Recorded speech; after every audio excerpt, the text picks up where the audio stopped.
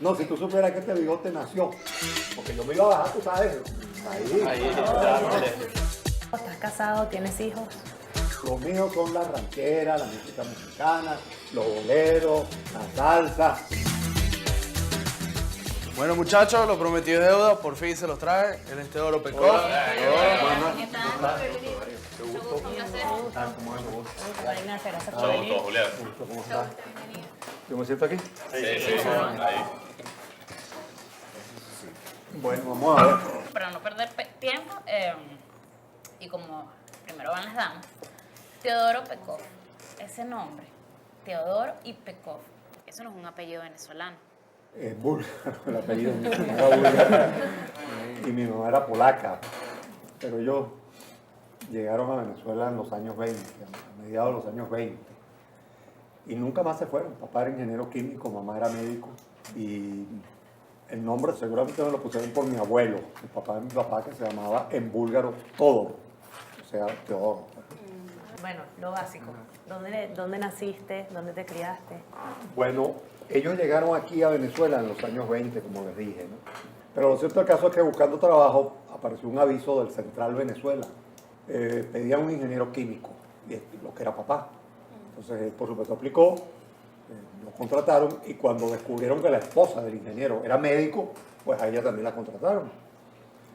En esa época no había carretera panamericana, por lo tanto al Central Venezuela solo se llegaba por el lago de Maracaibo. Claro, yo no nací allí, exactamente porque mamá, como era médico, no se podía partear a sí misma. Entonces ella, para dar a luz, tomó una piragua, se fue a Maracaibo, y en el Hospital Central, que está enfrente al muelle, nací yo. O sea que estadísticamente nací en Maracaibo. Yo viví ahí en el Central Venezuela hasta seguramente los 8, 9 años. Éramos 3 hermanos, además. Un par de morochos, gemelos y yo. O sea, el pueblito terminó llamándose El Batey. Más que yo soy del Batey, el Catire del Batey. Nosotros vivimos allí hasta el 41, porque cuando hubo que entrar a la escuela, pues allí obviamente no había escuela. Y ahí, bueno, vivimos esos primeros años de la infancia. Después la familia se trasladó a Caracas y nos venimos todos. Por cierto que una noche, pernoctando en Timotes, yo fui por primera vez al cine.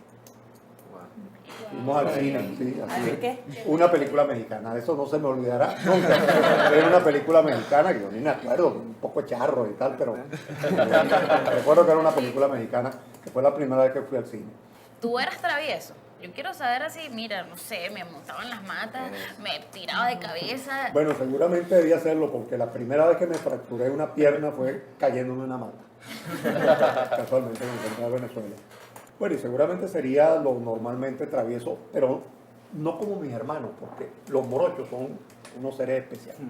Los morochos descubren muy rápidamente que son igualitos y que todo el mundo los confunde. Y por lo tanto se transforman de modo muy natural, no puedo decirlo de otra manera, que en unos jodedores. Porque inmediatamente descubren lo fácil que es. Se intercambiar. Exactamente, intercambiar. ¿Sabías distinguirlos desde chiquitos? Sí, no, desde luego. Claro. Para Nunca te mí llegaron a eran pasar. diferentes, Claro. pero no todos nuestros amigos, nadie lo confundía, nadie lo distinguía, porque eran gemelos univitelinos, eran exactos. ¿Qué estudiaste?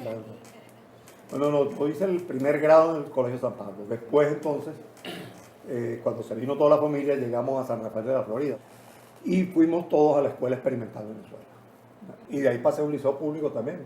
De la Experimental Venezuela era como un túnel, uno iba a parar al Liceo Andrés Bello. Y ahí terminé todo el bachillerato. Y del liceo fue a parar a la Universidad Central. ¿Y qué estudiaste? Bueno, yo comencé estudiando medicina y llegué a tercer año.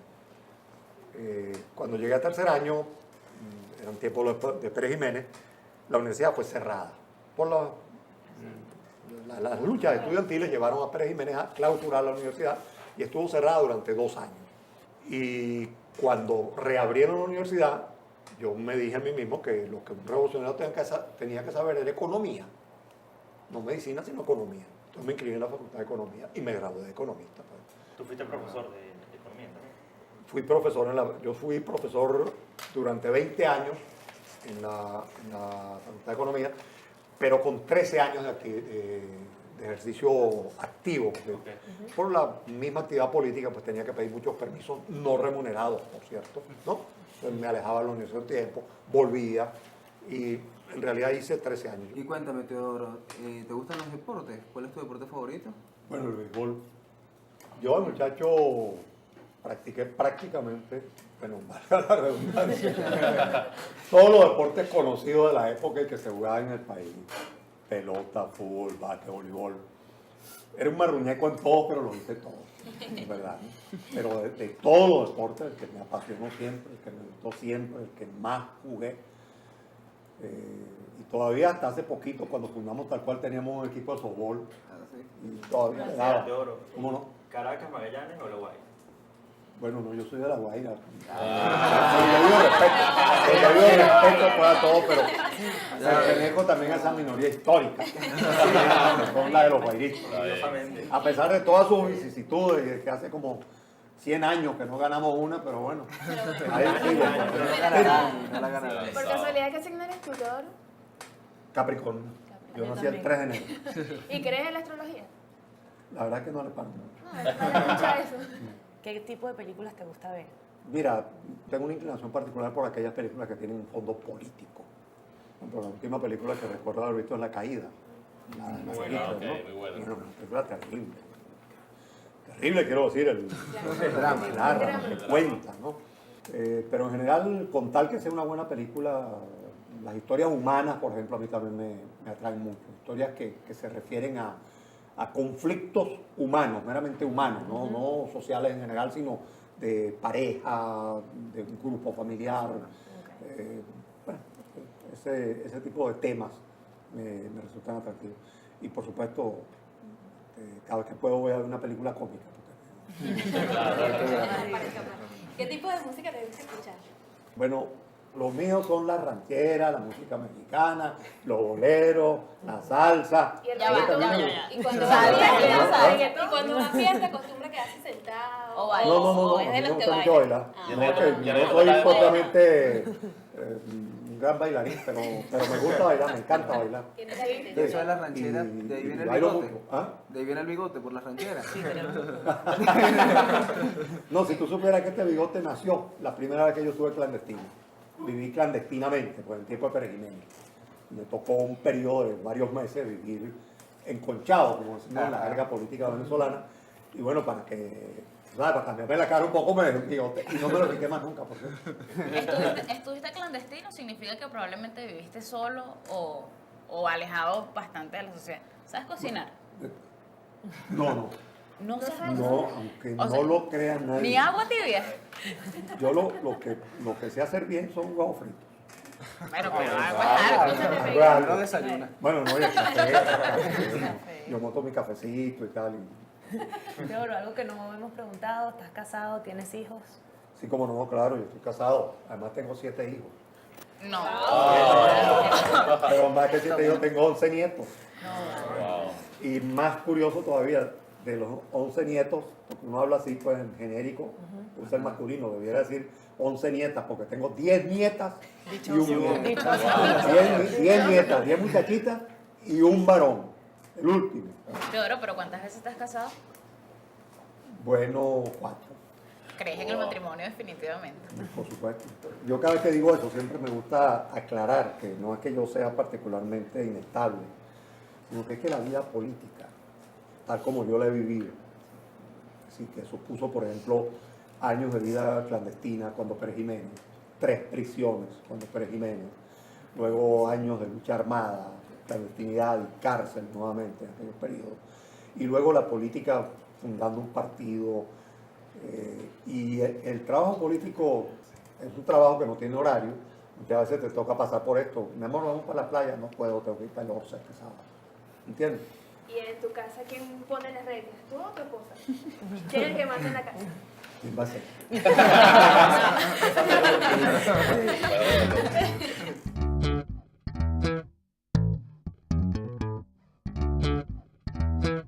Cuando eras joven, niño, ¿algún momento te viste visualizado en la política?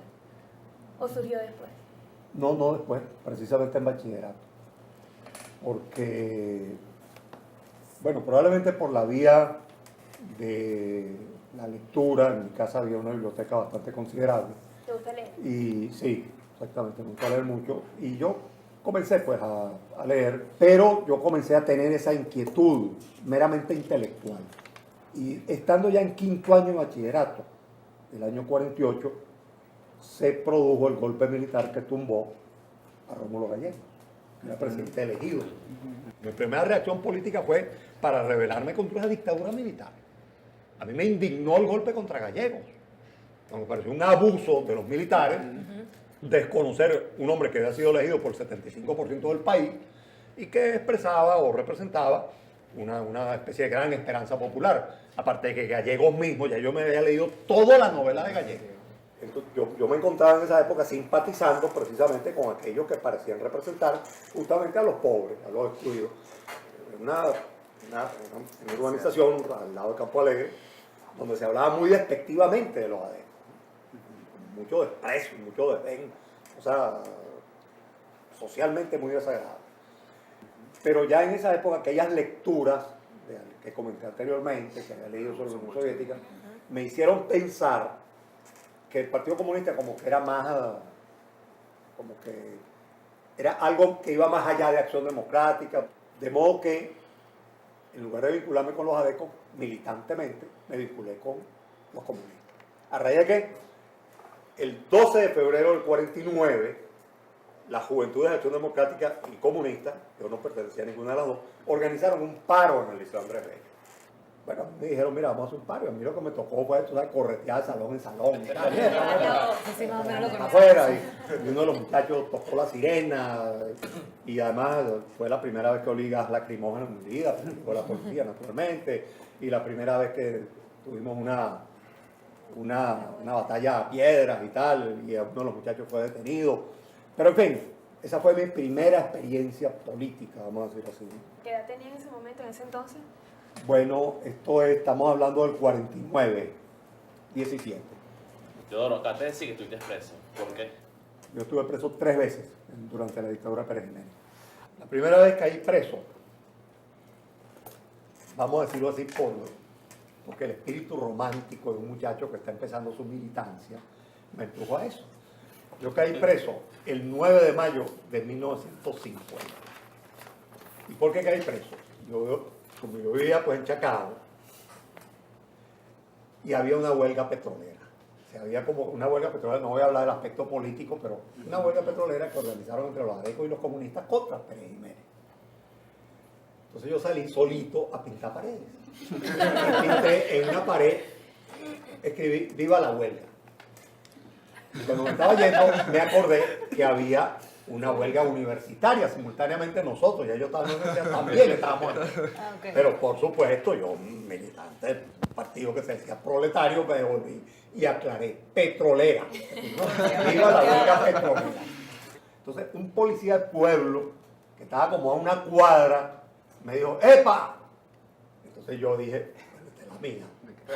En lugar de irme caminando, pues, no pararle bolas, pero irme corriendo, me devolví y le dije, ¿qué pasa? Está preso. Entonces, claro, porque yo me decía, un revolucionario que no ha estado preso nunca, entonces, por supuesto, me llevaron a la jefatura civil de Chacao. Orgullo que voy preso, Yo voy escribí preso. pues, mi primera frase heroica, pues ahí en la pared del calabocito, porque ahí más vale morir de pie que vivir de rodillas. Yo he escuchado decir a mis padres que eras guerrillero. ¿Es cierto eso? Bueno, ese es otro periodo. Después que cayó Pérez Jiménez, Pérez Jiménez cayó el 23 de enero de 1958. Y el 1 de enero de 1959 entró Fidel Castro a La Habana en un tanque de guerra acompañado de Camilo Cienfuegos. En el tanque, en esa imagen icónica, pues, ¿no? Famosísima, ¿no? Pero usted comprenderá el efecto devastador que eso produjo, no solamente en las muchachas, sino en los muchachos, en todo el mundo, ¿no? Aquella imagen romántica de los guerrilleros que habían derrotado a un ejército. Entonces, bueno, eso produjo un impacto fenomenal en nosotros los jóvenes comunistas. Bueno, entonces, claro, ¿qué nos pasó a nosotros, los comunistas entonces? Dijimos, bueno, nosotros el 23 de enero pelamos bola. Nos conformamos con derrocar a un dictador cuando lo que había que hacer era hacer una revolución. No, quedamos ciegos. Fue un error político gravísimo que se cometió en esa época, pensar que se podía repetir en Venezuela un fenómeno como en Cuba. Sí, el Partido Comunista derivó hacia la lucha armada pensando muy equivocadamente que los procesos revolucionarios son repetibles. Y eso fue lo que hicimos, nos alzamos. Nos alzamos y por supuesto, al cabo de unos años, varios, entre ellos yo, nos dimos cuenta que habíamos cometido un error garrafal. Así que nosotros por puro espíritu es decir, por romanticismo revolucionario, sin mucho pensarlo, habíamos tratado de seguir un camino para el cual no existían condiciones en Venezuela. Venezuela tenía un gobierno democrático. Cuba había derrocado una dictadura. Nosotros habíamos derrocado también otra dictadura, pero se había constituido electoralmente un gobierno democrático, con un partido popular a la cabeza, con un enorme partido popular a la cabeza que era Acción Democrática. Y fue en ese momento, en ese plazo de tiempo en que caíste preso. Ah, bueno, sí, en ese periodo yo caí preso 3 veces, porque todo ese proceso comenzó más o menos en el 60 y terminó con la decisión del Partido Comunista en el 67 de reconocer su error y suspender la lucha armada. ¿Cómo fue lo de la fuga? ¿Cómo se fugó?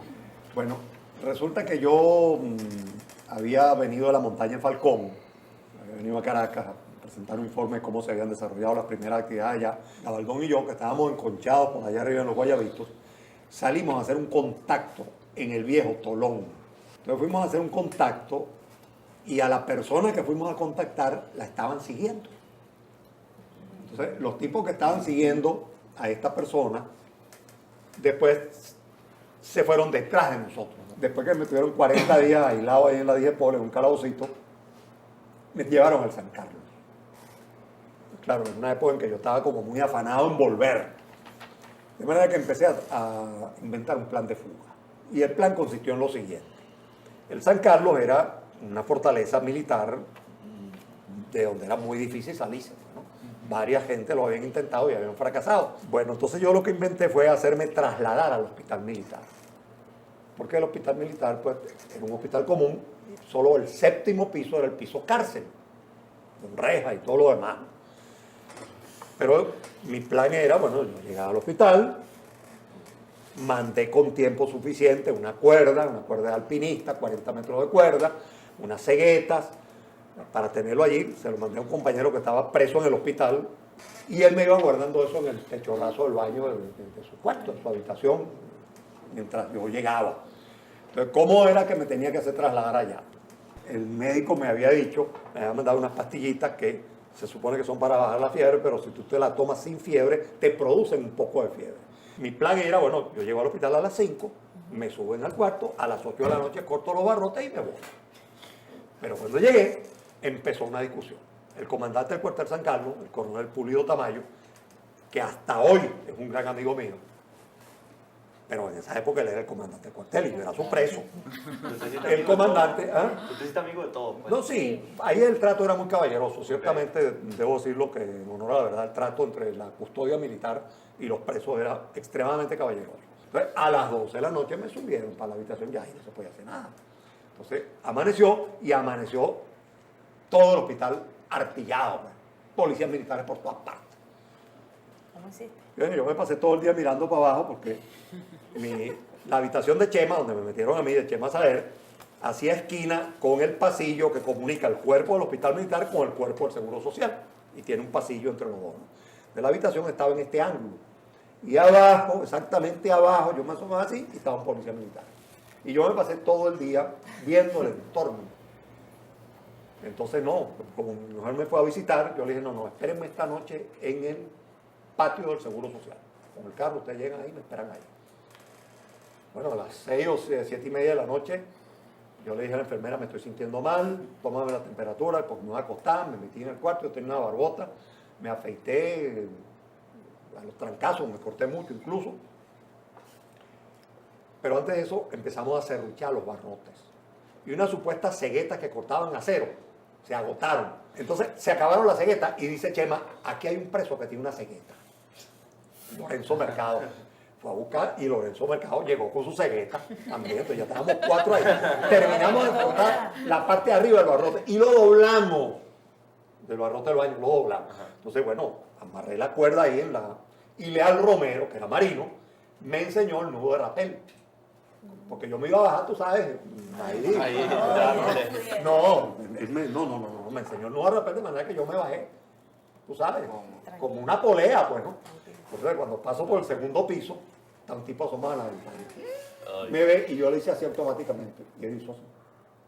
Bueno, yo llegué abajo, pues normalmente, y en ese ángulo, repito, entre el cuerpo del hospital militar y el cuerpo del seguro, en un pasillo, de 14 pisos también.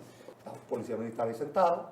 Claro, yo no era conocido. Le pregunté cómo llegó al seguro. Me dijo, camine por esta allá. Me acompañó hasta el seguro. Entonces le dije, bueno, muchas gracias. Salí por el seguro. Fui al estacionamiento. Ahí estaba mi esposa con una amiga en el carro. Nos montamos en el carro y salimos.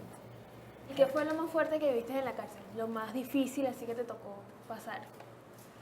La mera condición de preso ya es lo más difícil que te toca pasar. Estar preso es terrible.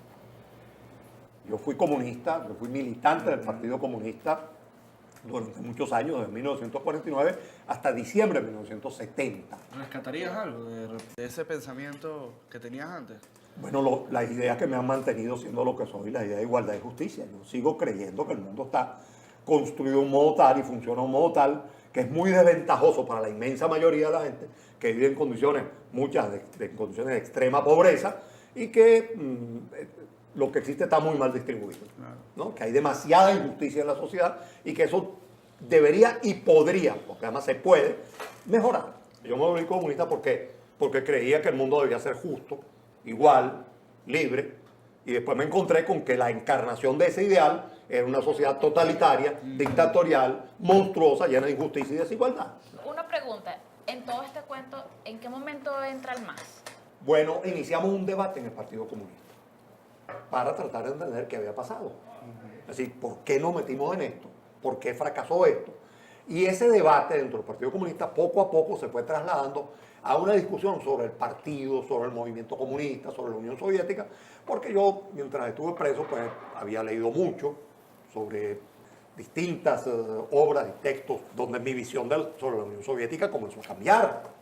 Bueno, convocamos una rueda de prensa en diciembre del 70, anunciamos que nos habíamos ido al Partido Comunista y en enero del 71 fundamos formalmente el MAS.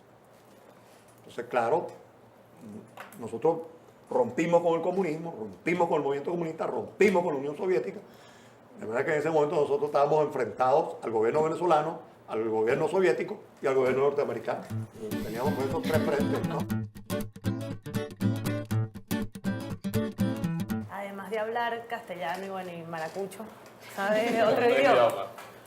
Sí, yo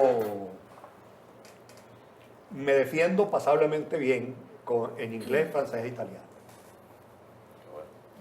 Los leo, los escribo y los machuco. Pues. ¿Y dónde aprendiste? ¿Dónde aprendiste? Bueno, les va a parecer increíble, los aprendí en la cárcel. Leyendo esos 3 años. Y después con los viajes comencé a entrenarme hablándolo, ¿no? Pues debe ser una herencia de mi mamá. Mi mamá hablaba, si no recuerdo mal, 10 idiomas. Wow. Y además los hablaba, leía y escribía. Ella hablaba español, sin absolutamente ningún acento. Mamá abría la boca y todo el mundo pensaba que era venezolanita. Papá no, papá nunca dejó de tener el acento en Musiú. Él abría la boca, él era criollísimo en su comportamiento, en sus costumbres, etc. Pero era un Musiú, nunca dejó de ser Musiú. ¿Por qué hablas regañado siempre, Teodoro? ¿Por qué siempre hablas regañado? No sé, con una cosa de carácter, porque yo por supuesto no estoy bravo. Pero se hubiera regañado. Nada, no sé. ¿Y hace tus tiempos libres? Si es que tienes tiempo libre.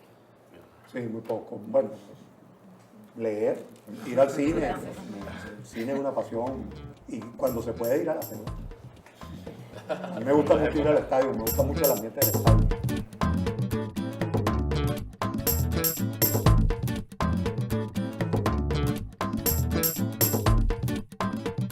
Yo creo que cuando uno habla de una idea de cómo quisiera que el país sea, o sea, que un país que pueda asegurar progreso y bienestar material para lo suyo, pero también progreso y bienestar espiritual cultural está pensando básicamente en jóvenes, porque en este país el 70% de la gente tiene menos de 35 años. O sea, estamos hablando de un país de muchachos y muchachas. En Venezuela tenemos años de cosas que se han hecho, muchas de ellas se han hecho muy bien. Y sobre todo tenemos los recursos, y los vamos a tener por mucho tiempo, porque da la casualidad histórica, pues que los precios del petróleo van a seguir muy altos durante varios años. Si este país aprovecha este aguacero de petrodólares que le está cayendo encima, si lo aprovecha bien, si crea un fondo de ahorro, eso que llaman técnicamente un fondo de ahorro intergeneracional, es decir, si tú piensas que este recurso petrolero no es de los que estamos vivos hoy, sino que tiene que servir para los que van a vivir después de nosotros, entonces tú tienes que crear un fondo de ahorro que te permita financiar el desarrollo del capital humano. Bueno, eso es. Si eso se da, creo que hay que meterse a fondo. O sea, hay que meterse a fondo. Bueno, Teodoro, de verdad que una vez más te queremos agradecer por haber venido por acá y conversar con nosotros. Fue un placer y bueno, muchas gracias de verdad. No, gracias.